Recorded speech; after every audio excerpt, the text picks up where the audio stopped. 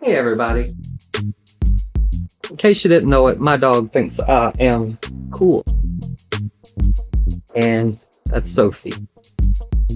But we're going to do Film Look Creator, which is the new feature in Davinci Resolve 19 Beta 4, where they actually gave you a clean slate so you can start off without any added effects, which I think is really cool because I think they forgot to do that in Beta 1, 2, and 3, but it's a great feature.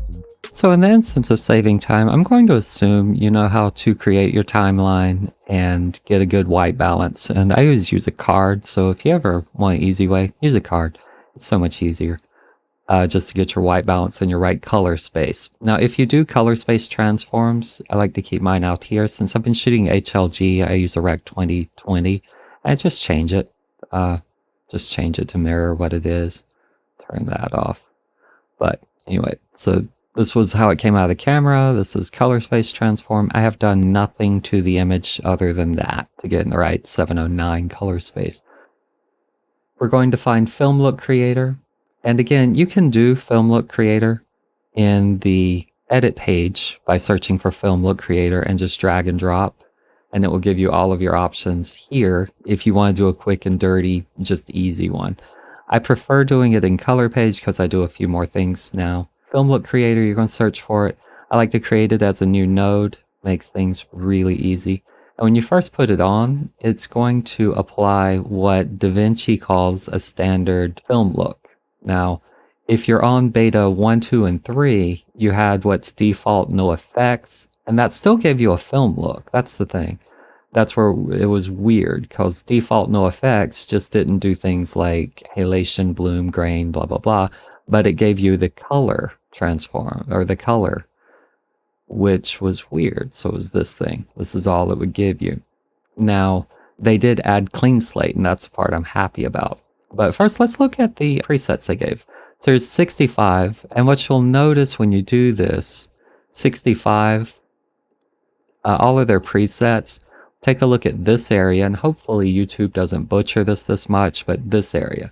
So with it off, this is the natural grain of the GH5. This is the natural noise. When you turn it on, default 65, it basically adds grain, and it adds a little bit of a color tint, and you can see that in the scopes down below. So 65, that's regular, that's with it. It adds a little bit of a greenish, 65, 35. When you go back in, you see it went a little darker outside. But what the biggest change is actually that noise pattern. And let's get up to 100% here. And you can see the noise here. 35's here, 65's here. It's a smaller grain pattern because it was bigger film, less grain. When you do cinematic, it's going to bring in some bars for you, which is kind of funny. You can, when you do get the bars, you can rearrange where your subject is. So that part's good. It just puts on 2 gates as an overlay, so it's not that big of a deal. Bleach bypass is one of my favorites. And that bleach bypass is where you have a color image and you're overlaying a black and white image. So it ups your contrast and it makes it look like some of the more gritty movies. Saving Private Ryan was one that I remember. You have nostalgic. That one's cool. It just pops you in. Now, nostalgic, it gives you a sepia tone and it gives you a border around it. So if you're doing a TV or something, you can do that. Again, default no effects. It's default, it's no effects, but that doesn't mean it's no color. So when you turn off the color, it doesn't add the grain. So if you go way in, it's still using the same noise that came out of the camera. It just doesn't change grain. After that, you have clean slate. And I wanted to start with clean slate. Now, in my case, I wanted this shot to look like we were watching TV. So with a film look creator, instead of going through and adding flicker and halation and highlights, I can do this very quickly here.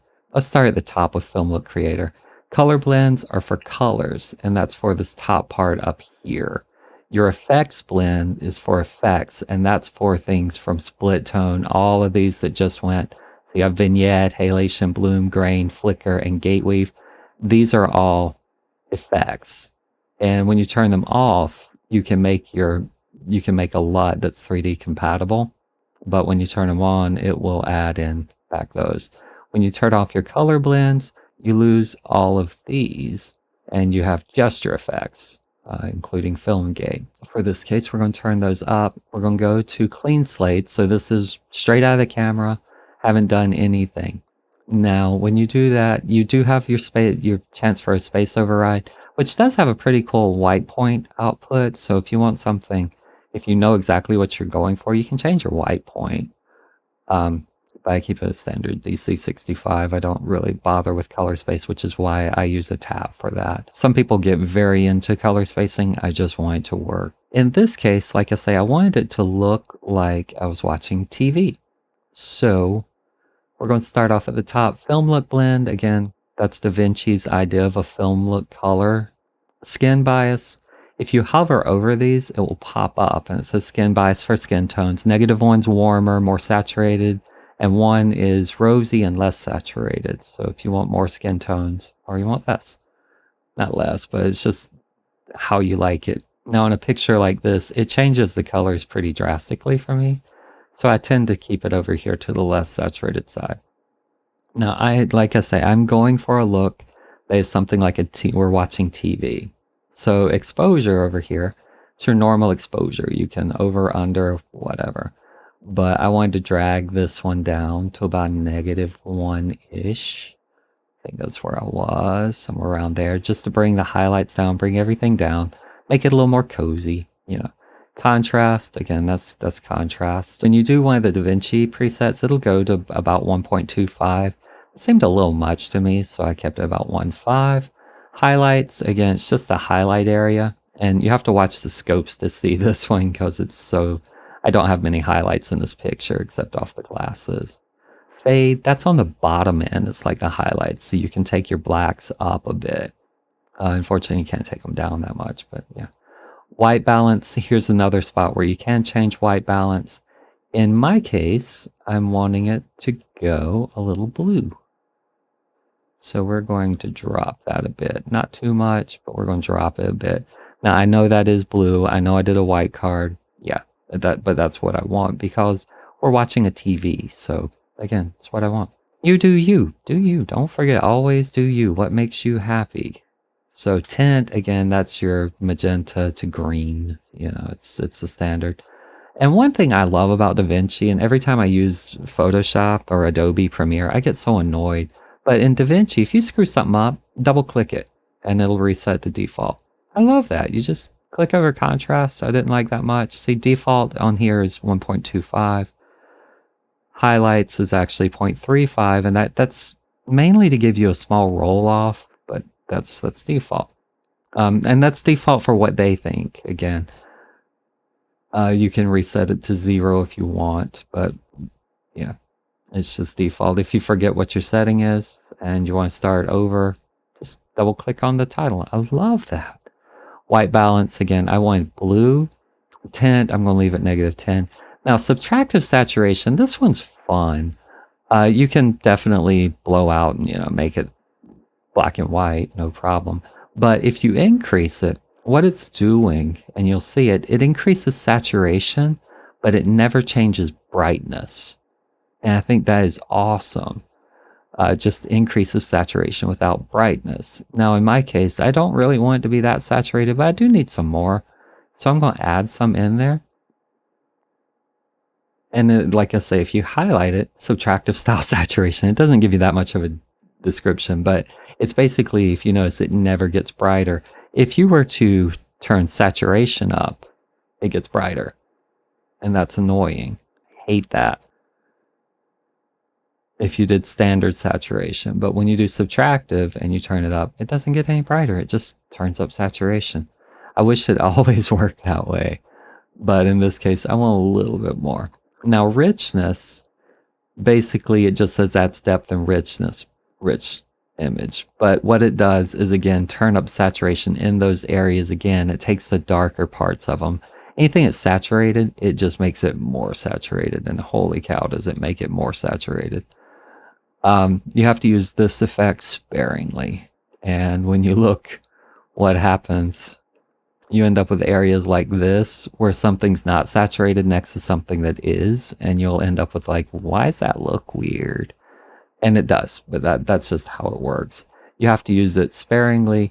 It is very powerful though. So if you want something to look a little bit richer, if I was doing something that wasn't a dim lit deal, I would probably use that a lot more. But in this case, we're just going for what we like, you know? Now, bleach bypass, this is where things get cool because you can just bam.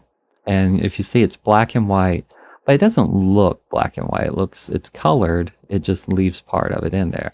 Now, since we're watching TV, we want a decent amount of that. We want to take some of that color out, even though I know we just added color back in, but we want to take it out. And it's basically just, you know, making it look like we're taking color out. We're just like we're watching TV. That looks like the glow of a TV. And that's what I'm wanting in this case. Split tone. This one's interesting. This uses complementary colors. So when you do amounts, it will basically, let's add some gain here so we can see it better. But if you see highlight and shadows get complementary colors. So it's red, blue in this case. And it's not red, blue, but what's that? Cyan and magenta, whatever. But you can control the amount. And the other cool thing is it's complementary and you can select which complementary colors you want. So if you want an easy way to do split toning, this one works really well. Now, I have had trouble using the slider, just so you know, it's a little tip. It's very sensitive, but if you highlight here and click, you can use your mouse and make it you can make minute adjustments without having to type in. Sometimes, you know, if I'm just rolling through and I'm like, ooh, I like that, I'm going to turn that down a bit, but I do like that. I like that split toning. I like it. And then see, I can turn back my gain. I'm just doing that to see. And it gives a subtle, like this very subtle effect, but it makes it look a little bit warmer. I actually like that. I didn't do that in the original opening, but now that we're here, I kind of like it and I probably will. Vignette's easy. That is a vignette. So it just darkens the edge. And it only goes one way, by the way. So you can't do a reverse vignette on this. This is just darkening the edges. I don't use these that much because normally my lenses have enough vignette in them. So it's not something I use. Halation's cool. Enable. Highlights. So essentially anything that's a highlighted area is going to start to glow. And like I say, I always do the extreme amount and I have to watch to make sure. That's what I'm talking about. Halation is just where highlights start to glow. And you can change the color of the glowing. So it's yellowish, goes down to reddish. I'm sorry, green. It's red through green, basically. This works really well when you're doing, you know, outdoor bright scenes and you want like a little bit of that glowy effect. It adds a really nice, just nice effect. Now you can do it, turn off highlights only, and that'll let you see exactly what it's doing. But it's essentially like just a small glow to, in most cases you want to do it highlights only, but it's a small glow to highlights. And it's something that film cameras will pick up a lot better than DSLRs, and especially the new lenses. They don't really glow that much. So if you're using like old style Russian lenses, you already have a halation without knowing you have halation. But it's a nice way to add it here. Bloom is, again, highlighted areas, and you're going to see a little bit of a glow starting. So like just a little bit of glow. And it's very subtle. Again, this image isn't showing it as much as what it does, but when you turn it up, you can see it's just adding a glow effect. Normally to those areas, they'll just kind of bloom out. If you ever play video games, you're very familiar with bloom. It's used a lot. Grain, this one's fun because you can enable grain and you can set whichever style you like. So 65 if you want like a light grain, and it's a pretty good version. Like it, mute it, but it's a pretty good version of grain. Like it looks really enough, especially for a dark area. If you remember the old 70s movies, since I have a bleach bypass on here, it's making this a little exaggerated. But if you remember the 70s movies when they were filming at night, you would get this nice, just grainy color. You can turn that down. 35 will make more grain. 16 is a mess. The other part of grain that I do love, when you do this, you can set custom. Eight's a mess, honestly. Eight's probably the worst one. But if you notice a subtle difference here, 65, it's a sharp image. But at 8, they soften the image and they actually put in an image defocus so that your grain actually affects how your image looks instead of just adding noise. Because when you just add noise, it's like, oh, okay, well, there's noise in the background. You can see it there and it's moving. When that actually, a lot of that gets filtered out by YouTube, so I don't know if you can see it as well as I can. But there's noise up there, it's moving. But when you defocus the image and you add pretty good size noise, you get a look, and it's more of a look. You wouldn't want to defocus that much, about 9-10%. And you're just defocusing a little bit because, again, the grain is, that's just how grain works. It kind of gives your eyes something to focus on, but it defocuses because it's just not as high fidelity. And sometimes you don't want that high fidelity. At any rate, I do like the 65, just default. I like because it just gives enough. Now, softness is referring to softness of the grain, but if you notice, there's soft, that's sharp, that's soft. When you do softness in here, if you go too far, it's going to look like you don't have any grain at all. But like here, you can see eyelashes. You don't really see grain. When you turn it on, you can just see the grain popping in. But softness just means it's kind of gotten smeared a bit, more than a bit. So if you want like a grain look without it really affecting anything, you can turn softness up a bit, and that will give you just some noise that looks pretty good. So yeah, you just add some grain here, no problem. In this case, I want the 65. I like the default. You can also saturate, and again, that's saturating your grain, not your image. So in this case, you'll see, you can definitely see in the scopes it'll add saturation to the grain. But again, default, it's normally pretty good. I give them credit for this one. This one's good. And when you hit play, you just see a little bit of noise up here. It doesn't look artificial, like digital video just always has an artificial, it's too clean most of the time. And again, if you want to really sell the effect, you can defocus it slightly. Maybe like 5 or 6%, and it just sells the effect.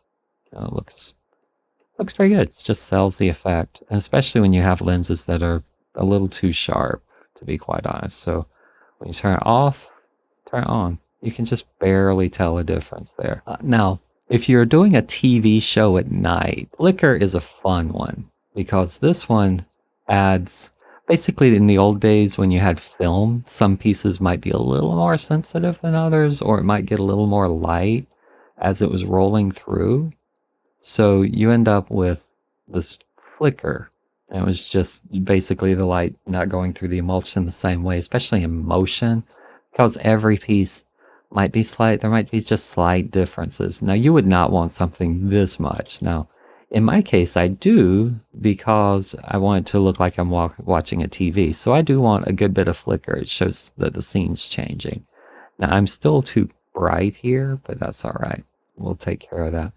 But in a normal situation, when you do flicker, what they have is pretty subtle, and you can just tell, and you can tell it in the dark areas, and you can tell it from the scopes. I always forget to loop these. And you can tell from the scopes because it's just going up and down slightly. And it's not too much, but when you turn it up, you can definitely see. It just gets brighter and darker, and it does it at a rate. Now, one problem that you do have is whenever your rate is standard or it's very set, you see it's a pattern. And people have really good pattern recognition. So when you turn it down, you get nothing. When you turn it up slightly, you're going to get just flickers here and there. And it's hard to detect the pattern on it. So I liked it around 0.2, something like that, where you can just tell, basically. Now, gate weave, I don't like this one as much. This actually moves the image. And we're going to turn it way up just so you can see it. But you have to look at a spot and you'll see there's motion. And you see how that's moving. It's a tiny bit, tiny bit. And it's not like tripod or like handheld motion. It's just motion. And that's basically from when film used to be in carriers and the rollers would be slightly askew. So that goes back to, really goes back to film. But it creates a selling effect if you're trying to make something look like that. That works really well with nostalgia. You know, whenever you're trying to do it, it's subtle. This is more than what you would normally see, but it's a subtle effect that is used basically just to sell that you're not using a digital camera on a tripod, but that you're using old school film. Most people will never notice it unless you overdo it, but it's not meant to be noticed. This is a defect of old film cameras. And so they added it in here, which I thought was really cool.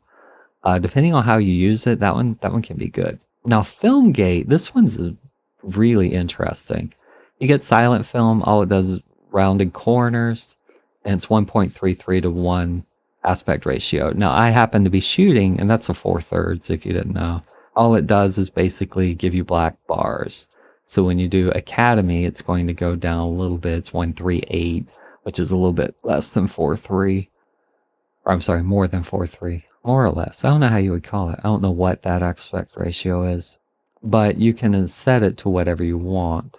And they have Super 16, which is down to 166, which would be 1, 2, 3, 4, 5/3 ratio. You have Super 8, which is a little between that. And you have 2.41 if you want that super wide. And you can turn curvature off and on. I prefer it off because like we don't have rounded TVs anymore. And so unless you're doing a real effect, you just take that off. And padding is how far around the actual frame you want. So if you're doing something and you're doing a inset, you can do that and set it inside of a TV and it looks like it's playing inside of a TV, and that's really cool. But if you're doing just a quick pop in, it's really nice to have. So say you're talking and blah, blah, blah, blah, blah, blah, blah, blah, blah. Set your keyframe, go forward a bit, and just scroll it down to where you want it to be. I believe it's 233.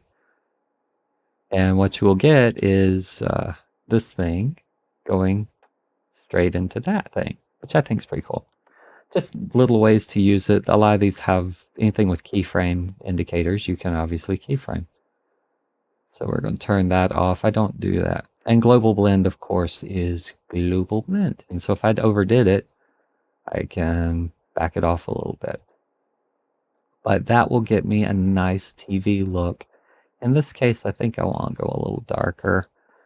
And what really sells it for me is, one, the bleach bypass. Since it takes out the color, it kind of makes it look like it's in a darker room, and I shot it darker without losing any detail. Because if I shot this out of the camera to look like this, it would be a grainy mess, because I would have to use a lot less light. I would have to use a high frame rate. I would have to just back it way off, use filters. But in this case, I can bleach bypass it and take out some of that saturation, give it the contrast look I'm wanting, take out some of the color while still not losing the color, because I can keep the richness up, I can keep the saturation up. And yeah, so overall, I love it.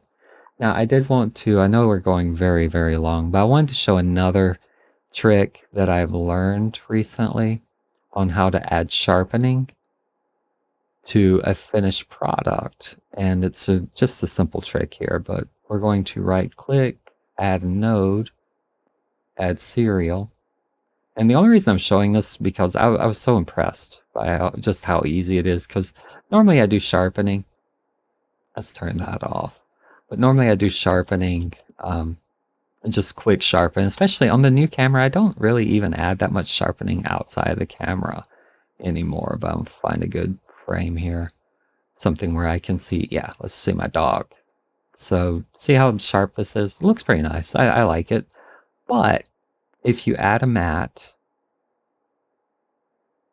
going to add a matte, and for that matte, we're going to turn on highlight areas. Oh, yeah. Going over to key here. You notice it's here. It's everything above that area is what's being, yep, that's exactly what I want. Everything above that area. I don't have to flip it. This is below the area. This is above the area. So this is the part that's going to be affected by the sharpening. So when you're selecting what you have and you add that matte, you go over to the blur sharpen area and make sure you're on sharpening. You're going to take your coring softness to about 50 and take your level to about 50. And then that will allow you to drag the sharpening down without introducing noise or halos up to a larger area. So realistically, you're only adding sharpening to your highlighted areas, your high end of the areas. And because of that, you're not adding any digital noise or digital, like the halo effect that you get. Because if I didn't have this matte, see how ugly that is? Like, that is terrible sharpening. If someone did that, you would probably punch them, because it's terrible. It's terrible. But when you add the matte, you're only adding that much sharpening to the highlights. And because of that, it just snaps things into place because your eyes focus on the highlights. That's just how human eyes work. They focus on bright areas.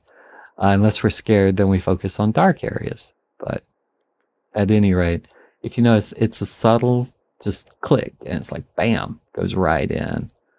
But that's an easy sharpening method that I learned the other day, and I just had to share it, so I'm throwing that in. So when you toss that into here, you get a man and his dog watching TV.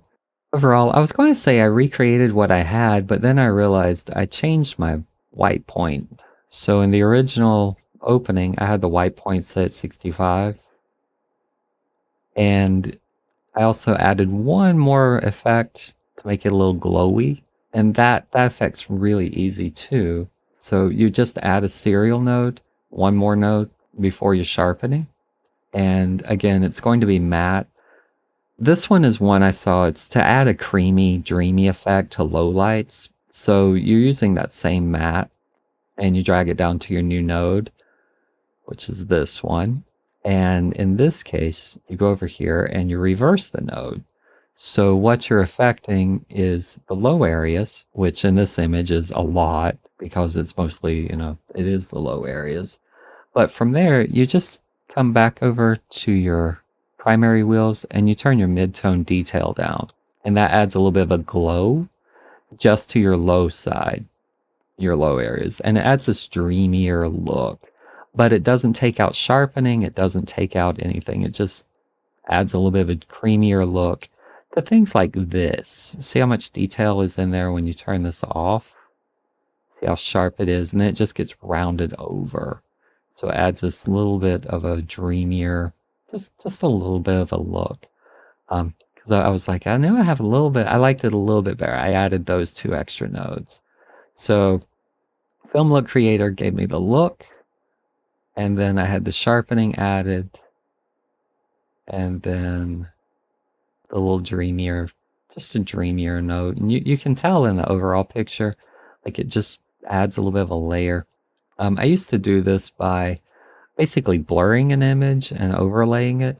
But in this case, I don't lose any detail. I just lose, it just adds it. I don't know. It's just a little bit of more of an add. Pretty simple effect to achieve. And that's just from taking midtones all the way down. Now you can do the opposite and add a lot of detail, but you don't really want to do that. Or maybe you do. I don't know. Depends. Play around with it. That's the whole point. That's the finished product. A dude, his dog.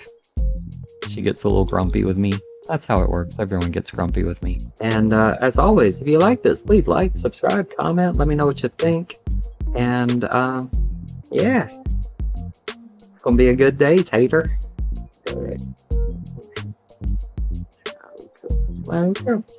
Look how cute she is. Look at her. This is Sophie, by the way.